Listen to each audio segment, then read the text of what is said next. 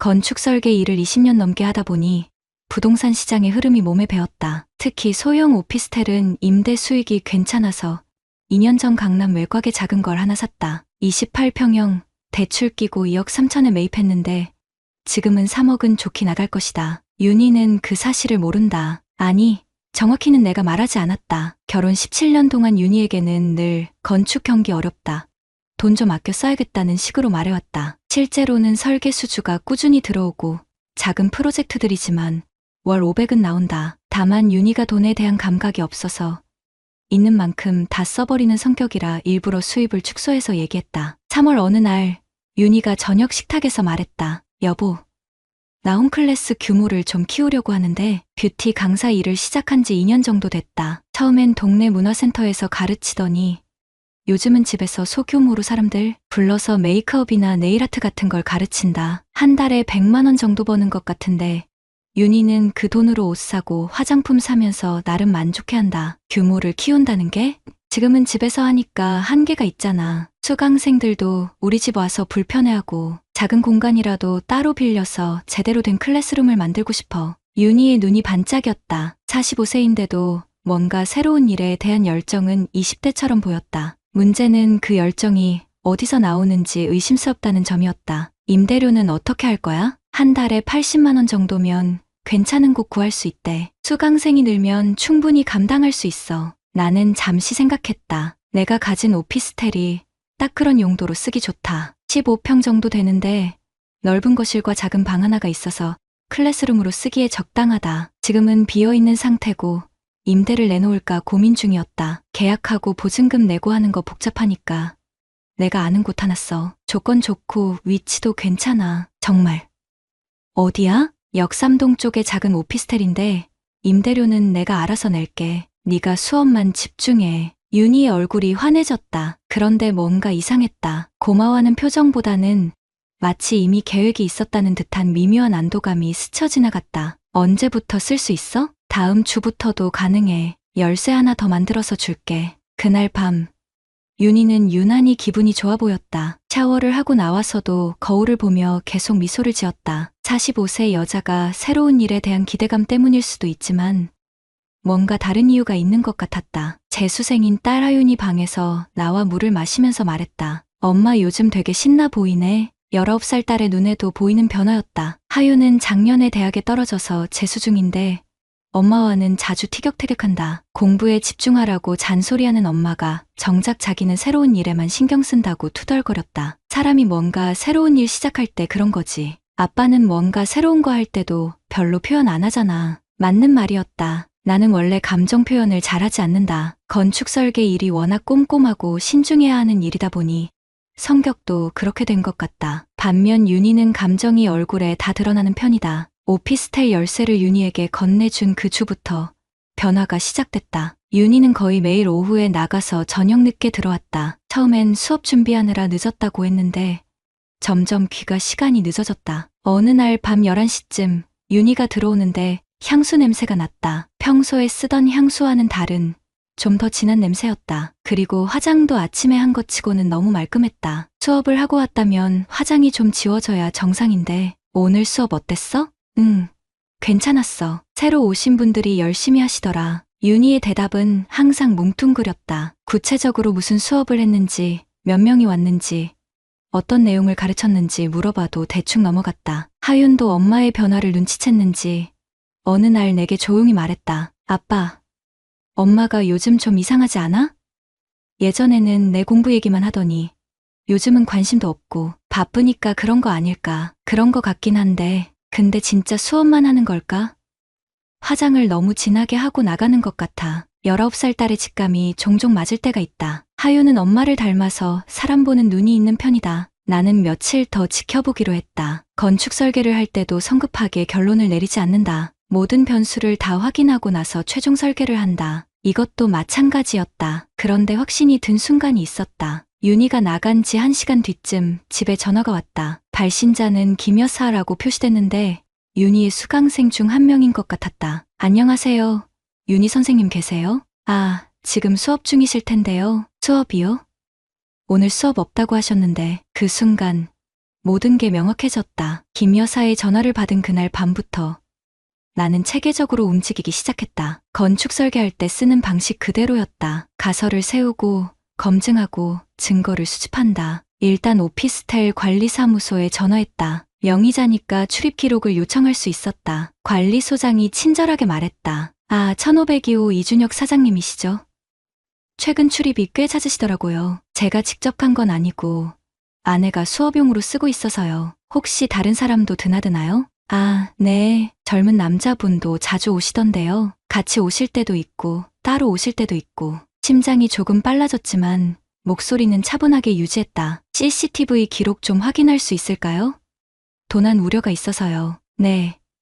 언제든지 오셔서 확인하세요. 다음날 관리사무소에 갔다. CCTV를 확인하는데 예상했던 것보다 더 충격적이었다. 윤희는 거의 매일 오후 2시쯤 오피스텔에 들어갔다. 그리고 30분 후쯤 30대 후반으로 보이는 남자가 들어갔다. 둘이 나오는 시간은 보통 밤 10시 이후였다. 이 남자분 자주 보이시나요? 네. 한두 달 전부터 거의 매일 오시는 것 같은데요. 처음엔 택배 직원인 줄 알았는데 너무 자주 와서 나는 휴대폰으로 그 남자의 얼굴을 촬영했다. 키 175cm 정도, 마른 체형, 정장 차림, 뭔가 영업직 같은 느낌이었다. 집에 돌아와서 윤희의 행동을 더 자세히 관찰했다. 매일 오후에 나갈 때마다 화장을 다시 했다. 그것도 평소보다 훨씬 진하게 향수도 뿌리고 옷도 신경 써서 입었다. 수업한다는 사람치고는 너무 신경 쓰는 모습이었다. 하윤도 엄마의 변화를 더 구체적으로 눈치채기 시작했다. 어느 날 저녁 하윤이 내 방으로 와서 말했다. 아빠, 엄마가 진짜 이상해. 오늘 친구 엄마가 엄마 수업 받고 싶다고 연락처 물어봤는데 엄마가 당황하면서 일정이 안 맞는다고 하더라고. 그래? 그리고 요즘 휴대폰도 이상해. 화장실 갈 때도 들고 가고 잠들 때도 손에 쥐고 자고. 예전엔 안 그랬는데 19살 딸의 관찰력이 생각보다 날카로웠다. 나는 하윤에게 조심스럽게 물었다. 하윤아, 혹시 엄마가 누구랑 통화하는 거 들어본 적 있어?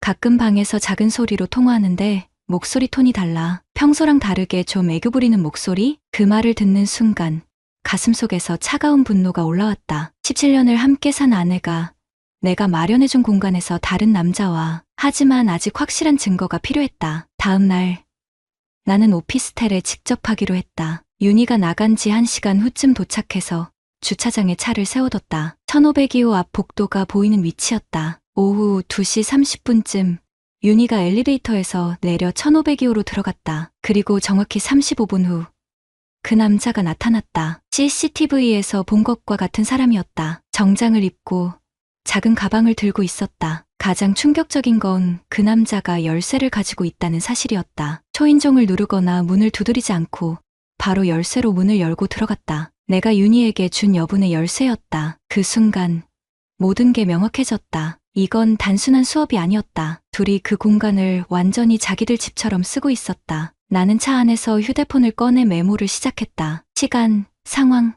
두 사람의 행동 패턴, 건축 도면을 그릴 때처럼 정확하고 체계적으로 기록했다. 저녁 10시 15분, 두 사람이 함께 나왔다. 윤희는 평소와 다른 옷을 입고 있었다. 분명 집에서 나갈 때는 검은색 니트를 입었는데 지금은 흰색 블라우스를 입고 있었다. 그 남자는 윤희의 어깨에 손을 올리고 있었다. 엘리베이터 앞에서 잠깐 포옹하는 모습까지 휴대폰으로 촬영했다. 증거로는 충분했다. 집에 들어온 윤희에게 물었다. 오늘 수업 어땠어? 힘들었어. 새로 오신 분이 까다로우셔서 거짓말이 너무나 자연스럽게 나왔다. 17년 동안 나를 속이면서도 이렇게 태어날 수 있다는 게 더 충격이었다. 그날 밤 나는 잠들지 못했다. 분노보다는 허탈감이 더 컸다. 내가 벌어서 산 집에서 내 명의로 된 오피스텔에서 내가 준 열쇠로 다른 남자와 만나다니. 하지만 동시에 한 가지 생각이 들었다. 윤희는 아직 모르고 있다. 그 오피스텔이 내 것이라는 걸. 그 남자도 모르고 있을 것이다. 그들은 지금 내 손바닥 안에서 놀고 있는 셈이었다. 나는 차분하게 계획을 세우기 시작했다. 성급하게 행동하지 않을 것이다. 모든 증거를 완벽하게 갖춘 다음에 움직일 것이다. 그리고 그때가 되면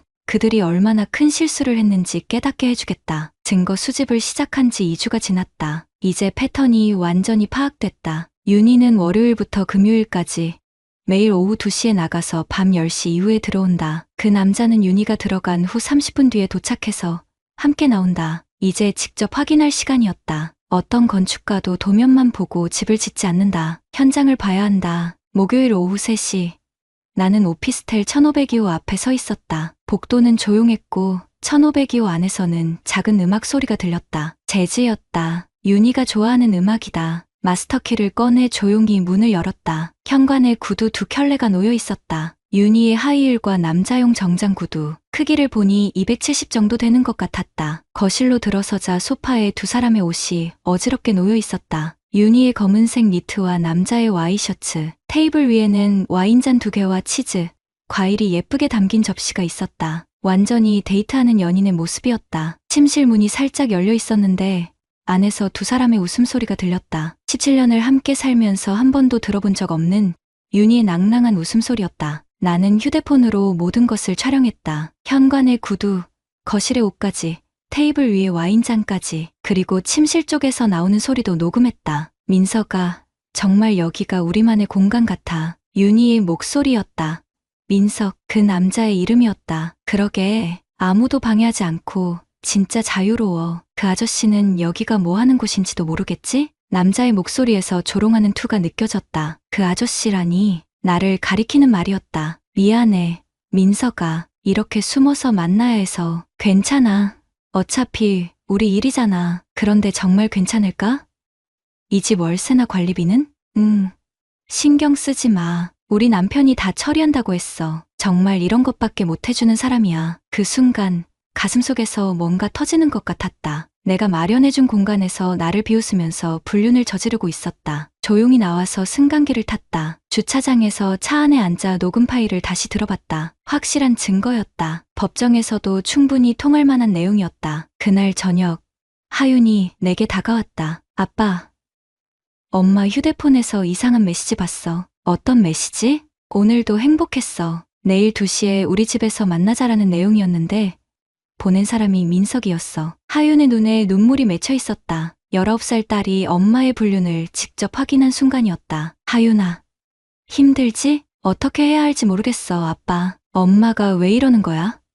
우리 가족이 뭐가 부족했는데? 나는 하윤을 안아주었다. 건축일을 하면서 많은 집들을 봤지만 가족이라는 건물이 무너질 때가 가장 아팠다. 하윤아, 아빠가 다 해결할게. 걱정하지 마. 아빠는 어떻게 할 거야? 정정당당하게 해결할 거야. 잘못한 사람이 책임져야지. 다음 날, 나는 변호사 사무실을 찾았다. 이혼 전문 변호사로 유명한 김 변호사였다. 지금까지 모은 증거들을 모두 보여줬다. CCTV 영상, 녹음 파일, 사진들, 그리고 오피스텔 등기부등본까지. 이 정도면 상간자 소송에서 99% 승소입니다. 특히 오피스텔이 의뢰인 명의라는 점이 매우 유리해요. 상대방이 의뢰인 소유의 부동산에서 불륜행위를 했다는 것 자체가 강력한 증거죠. 위자료는 얼마 정도 받을 수 있을까요? 이 정도 증거라면 4천만 원에서 5천만 원 사이로 예상됩니다. 그리고 이혼 소송도 함께 진행하시면 재산 분할에서도 유리한 위치에 설 수 있어요. 변호사의 말을 듣는 순간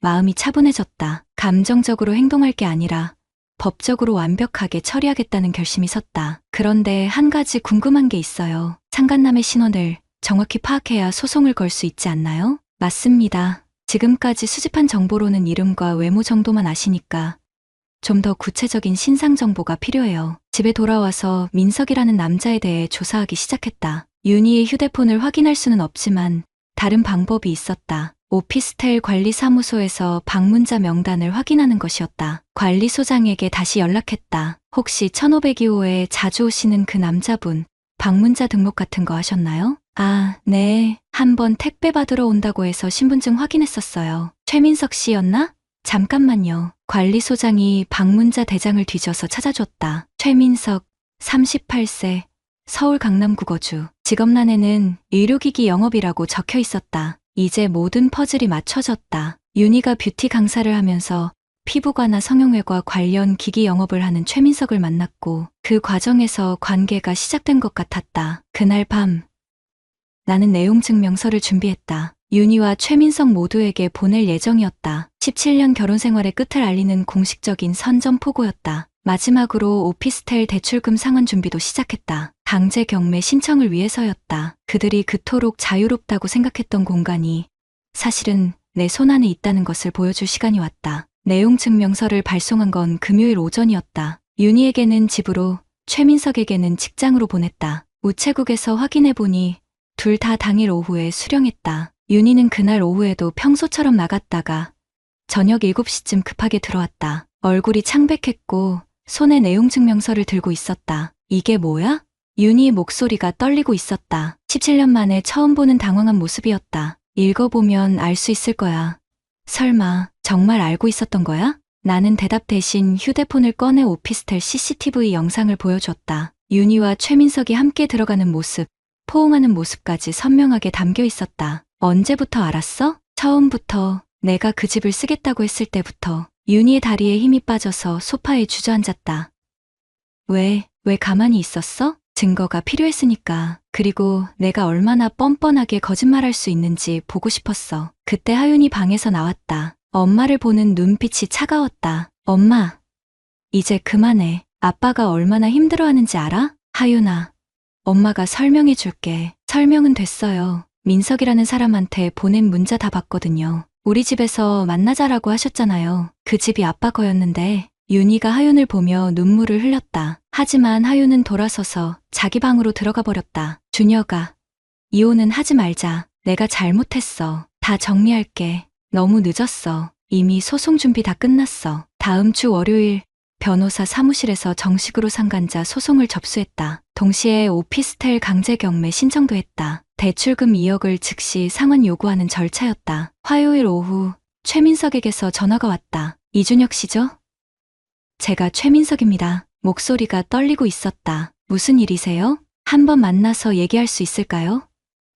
오해가 있는 것 같아서. 오해가 아니라 사실이니까 소송 걸었죠. 변호사 통해서 하세요. 전화를 끊었다. 38살 남자가 유부녀와 불륜을 저지르고도 오해라고 하다니. 앞으로 몇 달간 법정에서 실컷 해명할 기회가 있을 것이다. 그날 저녁 오피스텔 관리사무소에서 연락이 왔다. 1502호에 강제 경매 공고가 붙었는데 안에 있던 분들이 굉장히 당황하시더라고요. 남자분은 막 화내시고 여자분은 울고 계시고 상황이 정리되고 있었다. 그들이 그토록 자유롭다고 생각했던 공간에서 쫓겨나는 순간이었다. 수요일에는 윤희 홈클래스 수강생들 사이에서 소문이 퍼졌다. 하윤이 들려준 얘기로는 수강생 중 한 명이 인터넷 카페에 글을 올렸다고 했다. 윤희 선생님이 남편 몰래 불륜했다던데 그것도 남편이 제공한 장소에서. 온라인에서는 더 자극적으로 퍼져나갔다. 남편 돈으로 불륜 저지른 뷰티 강사, 남편 명의 오피스텔에서 미래 같은 제목들이었다. 윤희는 더 이상 홈클래스를 할 수 없게 됐다. 최민석도 직장에서 문제가 생겼다. 의료기기 영업이라는 직업 특성상 신뢰가 중요한데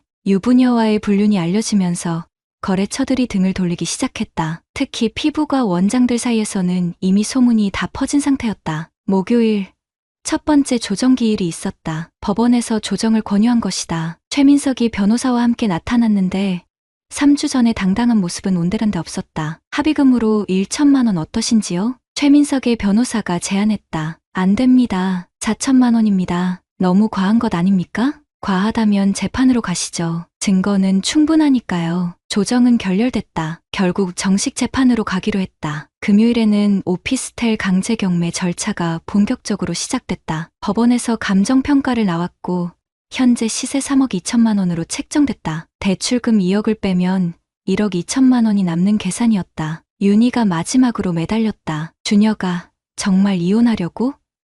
하윤이 생각해서라도. 하윤이는 이미 선택했어. 나랑 살겠다고. 실제로 하윤은 법원에 제출할 의견서를 직접 썼다. 19살의 솔직하고 단호한 문장들이었다. 저는 아버지와 함께 살고 싶습니다. 어머니의 행동으로 인해 우리 가정이 깨졌고 저는 더 이상 어머니를 존경할 수 없습니다. 아버지는 20년 넘게 성실하게 일하시며 가족을 위해 희생하셨는데 어머니는 그 희생을 배신했습니다. 2주 후 1차 재판이 열렸다. 판사는 제출된 증거들을 보고 명확하게 말했다. 피고 최민석 씨의 불법 행위가 명백히 인정됩니다. 특히 원고 소유의 부동산에서 지속적으로 불륜 행위를 한 것은 매우 중대한 사안입니다. 최민석은 법정에서 고개를 숙이고 있었다. 변호사도 더 이상 변명할 거리가 없었다. 한 달 후 1심 판결이 나왔다. 위자료 4,500만 원, 예상보다 높은 금액이었다. 판사는 판결문에서 이렇게 밝혔다. 피고는 원고가 제공한 부동산에서 원고의 배우자와 지속적으로 불륜관계를 유지했으며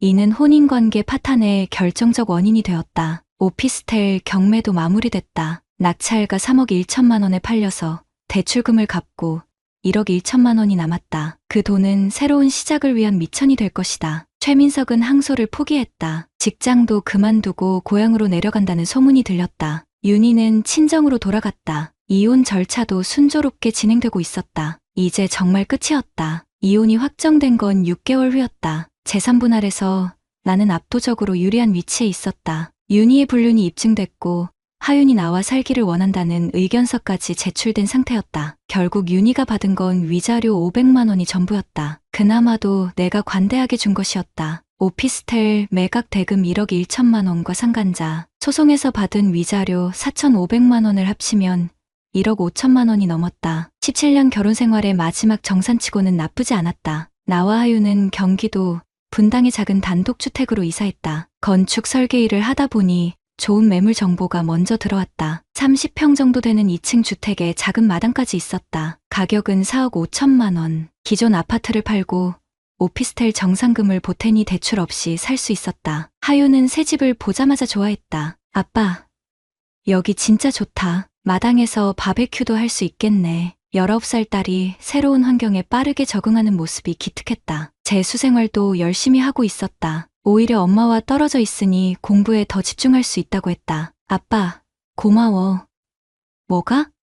그냥 아빠 덕분에 새로 시작할 수 있게 됐잖아. 만약 아빠가 그때 참고 넘어갔다면 우리 가족은 계속 거짓말 속에서 살았을 거야. 하윤의 말을 들으니 그동안의 고생이 보상받는 느낌이었다. 아이는 때로는 어른보다 더 정확하게 상황을 판단한다. 새 집에서 지낸 지 3개월쯤 됐을 때 윤희에게서 연락이 왔다. 친정에서 지내면서 취업 준비를 하고 있다고 했다. 45세에 새로 일자리를 구하는 게 쉽지 않다는 하소연이었다. 하윤이 좀 만날 수 있을까? 하윤이한테 물어보고 연락드릴게. 하윤에게 물어보니 단호하게 거절했다. 아직은 만나고 싶지 않아. 엄마가 진짜로 반성하는지 더 지켜봐야겠어. 19살이지만 생각이 깊었다. 나는 하윤의 뜻을 존중했다. 최민석의 근황도 가끔 들렸다. 결국 서울을 떠나 지방 소도시로 갔다고 했다. 그곳에서 작은 사업을 시작했지만 잘 안 되고 있다는 소문이었다. 38살에 모든 걸 잃고 새로 시작하는 게 쉬운 일은 아닐 것이다. 가끔 내 선택이 옳았는지 생각해 볼 때가 있다. 좀 더 관대하게 넘어갔다면 어땠을까? 하지만 그런 생각은 오래가지 않는다. 잘못한 사람이 대가를 치르는 게 당연하다. 그래야 진짜 반성도 하고 다른 사람들도 경각심을 갖는다. 건축 설계 일은 더 잘 되고 있다. 이혼 과정에서 받은 스트레스를 일로 풀다 보니 오히려 더 창의적인 아이디어들이 나왔다. 새로운 프로젝트 의뢰도 꾸준히 들어오고 있다. 무엇보다 하윤과의 관계가 훨씬 좋아졌다. 예전에는 엄마를 통해서 대화하는 경우가 많았는데 이제는 직접 대화를 많이 한다. 저녁에 함께 마당에 앉아서 차를 마시며 이런저런 얘기를 나누는 시간이 하루 중 가장 좋다. 아빠, 나 대학 가면 아빠 혼자 괜찮을까? 걱정하지 마. 아빠도 이제 자유의 몸이잖아. 사실 새로운 만남에 대한 생각도 있다. 47세면 아직 늦지 않았다. 다만 성급하게 서두르지는 않을 것이다. 이번 일로 사람을 보는 눈이 많이 늘었다. 지난주에는 옛 동료들과 술자리가 있었다. 내 이혼 소식을 들은 후배들이 걱정하며 불러낸 자리였다. 형님, 많이 힘드셨죠? 힘들긴 했지. 그런데 후회는 없어. 오히려 깨끗하게 정리돼서 속이 시원해. 형님이 잘하신 것 같아요. 요즘 세상에 그런 일 당하고도 참고 사는 사람들이 많은데 동료들의 반응을 보니 내 선택을 지지하는 사람들이 많았다. 특히 같은 또래 기혼 남성들은 내 이야기를 들으며 고개를 끄덕였다. 얼마 전에는 윤희의 전 수강생 중 한 명에게서 연락이 왔다. 윤희가 다른 지역에서 다시 홈클래스를 시작하려고 하는데 과거 일을 숨기고 있다는 제보였다. 선생님, 그분이 또 다른 사람들을 속이고 있는 것 같아서 연락드려요. 나는 그냥 들어주기만 했다. 더 이상 윤희의 일에 개입할 생각은 없었다. 각자 자기 인생을 살아가는 것이다. 요즘 하윤이 자주 하는 말이 있다. 아빠, 진짜 멋있어. 나도 나중에 결혼하면 아빠 같은 사람이랑 하고 싶어. 너무 까다로운 기준을 갖지는 마라. 까다로운 게 아니라 정당한 거잖아. 정직하고 책임감 있고 마지막까지 가족을 지키려고 노력하는 사람. 딸의 말을 들으니 가슴이 뭉클했다. 17년 결혼 생활이 완전히 헛된 건 아니었다. 적어도 딸에게는 올바른 가치관을 심어줄 수 있었다. 지금 우리 부녀의 삶은 평온하다. 아침에 하윤이 학원에 가면 나는 사무실로 출근하고 저녁에 함께 집에서 식사한다. 주말에는 마당 정리를 하거나 근처 공원을 산책한다. 거창하지 않지만 거짓이 없는 일상이다. 가끔 생각한다. 만약 그때 오피스텔을 4명이로 사두지 않았다면 어땠을까? 윤희의 불륜을 증명하기가 훨씬 어려웠을 것이다. 결과적으로는 20년 전 부동산에 관심을 갖고 차근차근 준비해둔 게 마지막에 나를 구해준 셈이다. 건축 설계를 하면서 늘 하는 말이 있다. 기초가 튼튼해야 집이 오래간다. 인생도 마찬가지다. 정직하고 성실하게 기초를 다져놓으면 언젠가는 그것이 자신을 지켜주는 힘이 된다. 어제 하윤이 대학 합격 소식을 알려왔다. 제1지망 대학 경영학과에 붙었다. 새로운 시작을 앞둔 딸을 보니 나도 덩달아 기분이 좋았다. 아빠, 대학 가서도 자주 집에 올게. 공부 열심히 하고 좋은 사람들 많이 만나. 응, 그리고 아빠도 좋은 분 만나면 소개해줘. 이제 정말 새로운 인생이 시작됐다. 구독자님들, 오늘 사연 댓글로 공유해 다른 분들과 함께 의견 나눠보세요. 저도 읽어보며 소통하겠습니다.